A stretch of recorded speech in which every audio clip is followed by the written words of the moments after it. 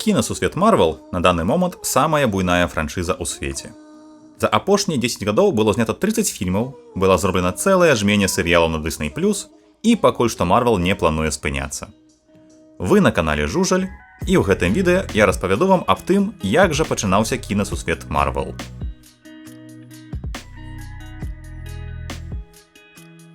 «27 снежня 96 года кампанія Marvel падала заяву пра банкрутства. Падчас фазы рэарганізацыі пасля банкрутства Marvel аб'ядналася з кампаніяй па вытворчасці цацак, Toy Biz, і стварыла новую кампанію Marvel Enterprises. Кіраўніком новай кампаніі стаў бізнесмен Айзек Перлмутер.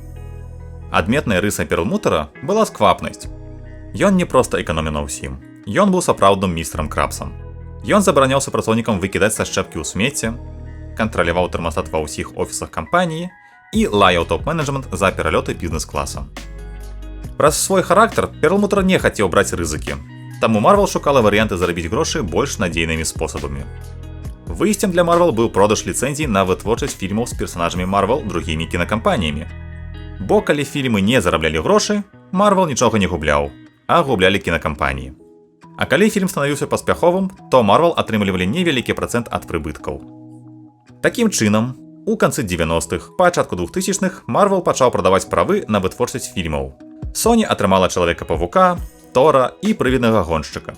Fox атрымаў фантастычную чацвёрку, Сярэбранага сёрфера, Сарвігалаву, Электру і Людзей Ікс. Universal атрымаў Халка, а у New Line Cinema была франшыза Blade і Iron Man. Але для Перлмутера было болем назіраць, як нехта іншы зарабляе мільёны. А Marvel ад гэтага атрымлівае толькі невялікі працэнт. У той жа час запусціць кінавытворчасць самастойна Перлмутер не мог праз боязь страт. Гэтак і казаў: мы зоймемся гэтым толькі калі не будзе ніякай рызыкі для грошай і актываў.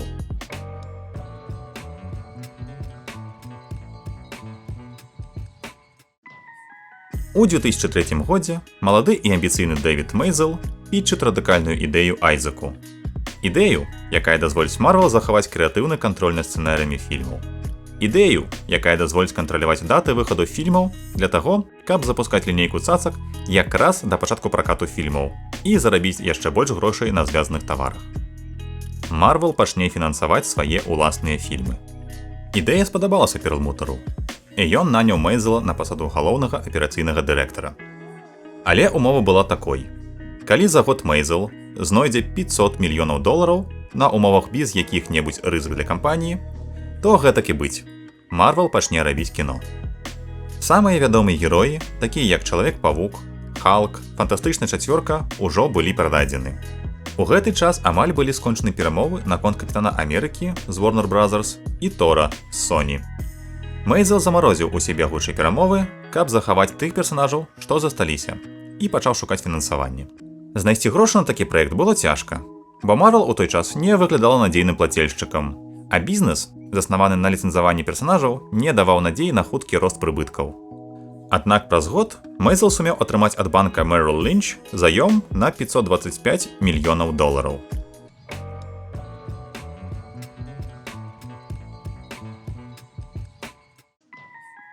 Marvel маглі здымаць на гэтыя грошы што захочуць, але з дзвюма умовамі.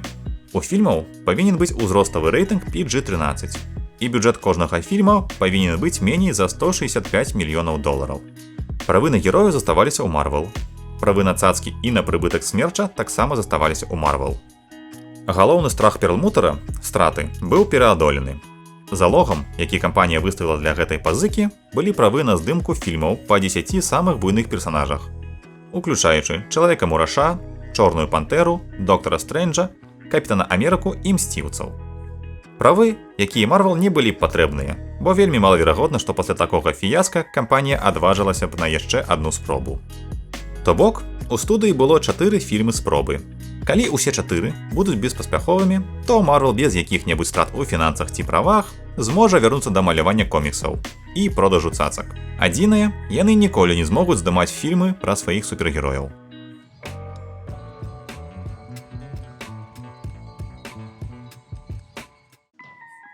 На той момант правы на Жалезнага чалавека належалі New Line Cinema.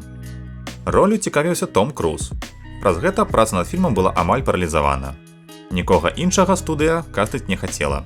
А Том не спяшаўся ператварыць цікавасць у подпіс на дагаворы. Да таго ж кіраўнікі студыі не разумелі, каму патрэбны герой увесь час закаваны ў жалезны касцюм з маскай.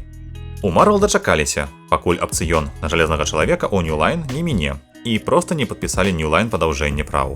Юрыдычна прычапіцца было няможна, але гэта было яўным парушэннем галівудскага этыкету. New Line былі проста ў лютасці, але зрабіць нічога не маглі. Праз нейкі час Universal аддалі Marvel права на Халка. Фільм Энга Лі 2003 года праваліўся, і студыя проста не ведала, што рабіць з Халкам далей. Адзінай умовай было тое, што Халка, якога знімуць Marvel, пракатваць будуць менавіта яны. На іншыя 3 фільмы пракатчыкам быў падпісаны Paramount. У выніку, пасля доўгіх абмеркаванняў і спрэчак быў сабраны першапачатковы склад кінасусвету Marvel. Першыя 4 фільмы будуць прысвечаны Капітану Амерыцы, Тору, Жалезнаму чалавеку і Халку. Ніхто, правда, не ведаў, з каго пачаць. Для адказу на гэта пытанне кінастудыі звычайна збіраюць фокус-групы з людзей розных узростаў, полаў і рас. Marvel жа сабралі дашкалятаў і паказалі ім арты герояў, расказалі пра суперсілы і зброю, а потым спыталі, якую цаску вы хочаце. Спецыяльна для гэтага будучы рэжысёр Дэдпула Тім Міллер нават зняў кароткі анімацыйны фільм, каб пазнаёміць дзяцей з Тоні Старкам. І дзеці, вядома, выбралі жалезнага чалавека.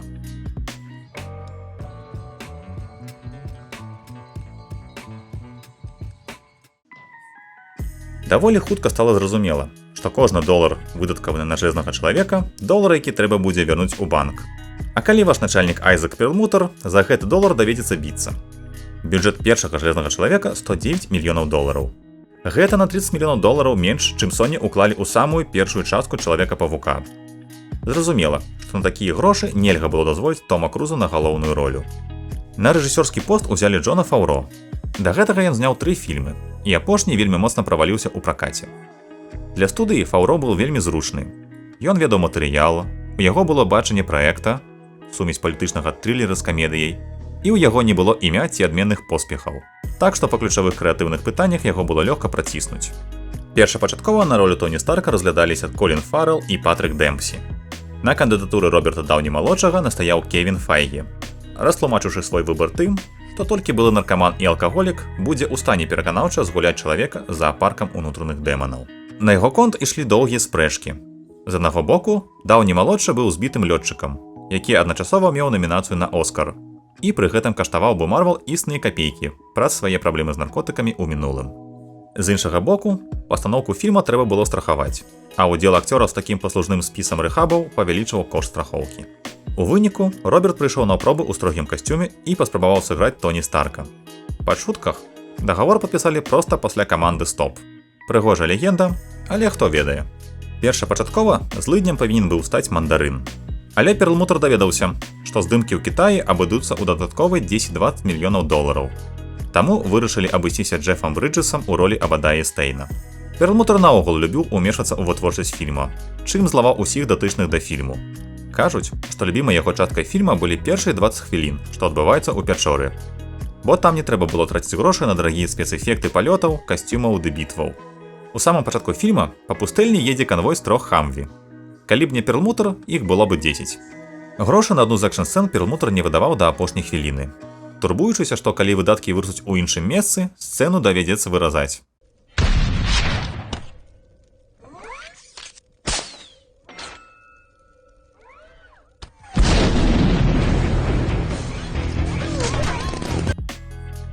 Гэта адна з маіх любімых сцэн у фільме. Добра, што яе здолелі адстаяць.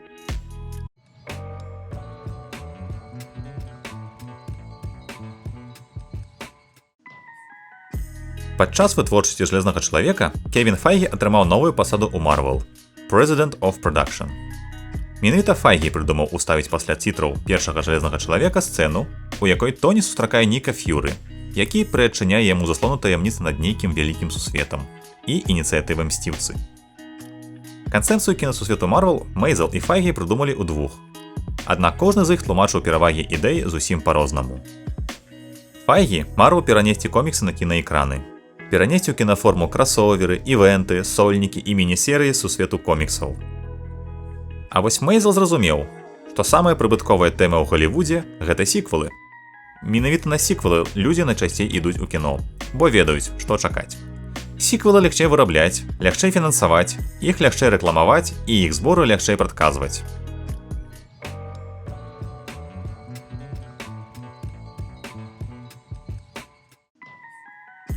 За год до прэм'еры «Железнага чалавека» выявілася, што сеткі крам не хочуць афармляць перадзаказы на мерч і лінію цацак па фільме. Плану адбіцца на мерчы паступова прыходзіў канец. Ніхто з прадстаўнікоў гандлёвых сетак не разумеў, ці будзе карціна паспяховая. Бо невядомая студыя наняла невядомага рэжысёра, які здымае фільм пра невядомага героя, якога грае акцёр, былы наркаман, які з'яўляўся на экране апошні раз 100 гадоў таму. У Marvel вельмі моцна перажывалі. Комба з 4 спроб не хацелася пачынаць з промаху. Унутраныя прагнозы студыі, тым не менш, паказвалі, што зборы ў США складуць прыблізна $100 мільёнаў. Як жа былі здзіўлены студыйныя босы, калі фільм сабраў гэтую суму ў першыя ж выхадныя. Сумарна хатнія зборы склалі больш за $300 мільёнаў, а разам з сусветнымі амаль 600. Поспех быў такі вялікі, што Перлмутар на просьбу Мейзела падарыць даўні малодшаму і Джону Фавро па машыне за працу і старанне даў станоўчы адказ. Толькі уявіце сабе, скрабны Перлмутар падараваў даўні малодшаму і Джону Фавро новенькія Бентлі і Мерседес. Менавіта так і пачаўся кінасусвет Marvel.